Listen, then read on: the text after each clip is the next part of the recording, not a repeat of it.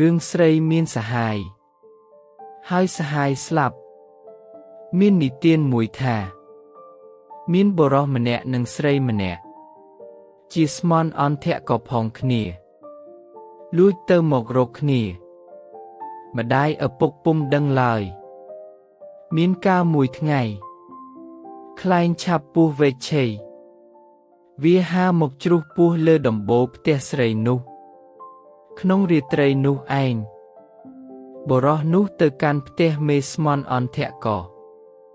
ហើយគប់ជួនភ្លៀងធំបុរសនោះស្រែកទឹកប្រើមេស្មន់អន្ទាក់ក៏ទៅសិតទឹកឲ្យ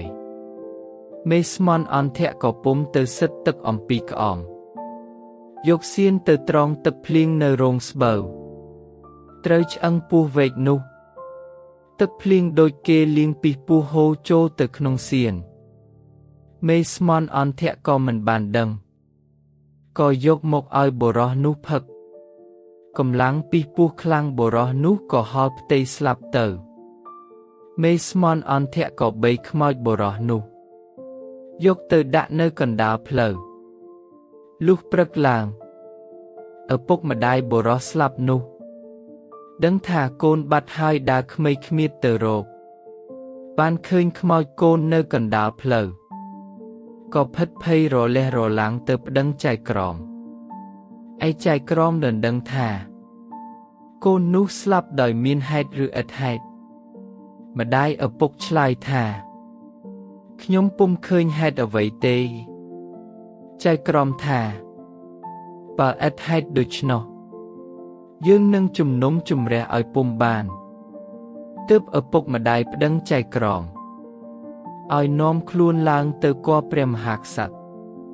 ហើយក្រាបបង្គំទូលថាសូមទ្រង់ព្រះអង្គមេត្តាប្រោស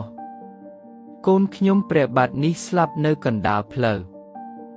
ចៅក្រមពិចារណារកឲ្យខ្ញុំព្រះអង្គពុំបានឡើយទើបខ្ញុំព្រះអង្គមកក្រាបទូលព្រះអង្គសូមទ្រង់ព្រះពិចារណាទើបព្រះមហាក្សត្រទ្រង់មានព្រះបន្ទូលថាបើអស់ចៅក្រមទាំងអំបាលម៉ាននោះជំនុំពិចារណាក្តីនេះពុំបានក៏អញនឹងពិចារណាខ្លួនឯងទើបព្រះអង្គឲ្យហៅកំឡោះរាជានគរម្នាក់មកហើយទ្រង់មានព្រះបន្ទូលថាចូលព្រះស្ដែងយកខ្មោចបុរសនោះទៅដាក់លើផ្ទះឪពុកម្ដាយហើយប្រាប់អស់ទាំងស្រីផងឲ្យទៅយំសោកក្បែរខ្មោចបុរសនោះហើយព្រះស្ដែងចាំស្ដាប់ទំនួញអស់ស្រីទាំងនោះវាយំទួញថាម្ដេចខ្លះស្រីណាយំសោកស្ដាយថាម្ដេច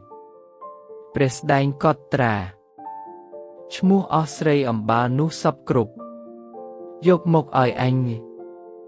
ឯចៅកំឡោះរាជានគរនោះក្រាបថ្វាយបង្គំទៅទូលព្រះបន្ទូលហើយចេញទៅយកខ្មោចបុរសនោះទៅដាក់លើផ្ទះម្ដាយឪពុកហើយប្រាប់អស់ស្រីផងឲ្យមកយំសោកខ្មោចនោះដូចព្រះបន្ទូលអស់ស្រីឯទៀតមកយំហើយទៅផ្ទះទីតីនៅតែមេម្នាក់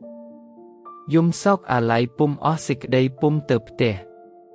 អោបខ្មោចទួញយំនៅទីនោះកំឡោះរាជានគរកត់ដោយដំណើរហើយយកទៅទូលព្រះមហាក្សត្រព្រះអង្គជ្រាបដោយដំណើរនោះហើយទ្រង់មានព្រះបន្ទូលឲ្យទៅដណ្ដឹងមេនោះថាត្រូវជាសាច់ញាតិម្ដេចនឹងខ្មោចនោះបានជាអោបទួញយំពុំទៅផ្ទះមេនោះឆ្លើយថាពុំជាសាច់ញាតិទេត្បិតចៅនេះជាស្មន់អន្ទាក់ក៏នឹងខ្ញុំហើយទៅរកខ្ញុំជួនភ្លៀងធំចៅនេះស្រែកទឹកខ្ញុំយកសៀនត្រង់ទឹកភ្លៀងឲ្យចៅនេះ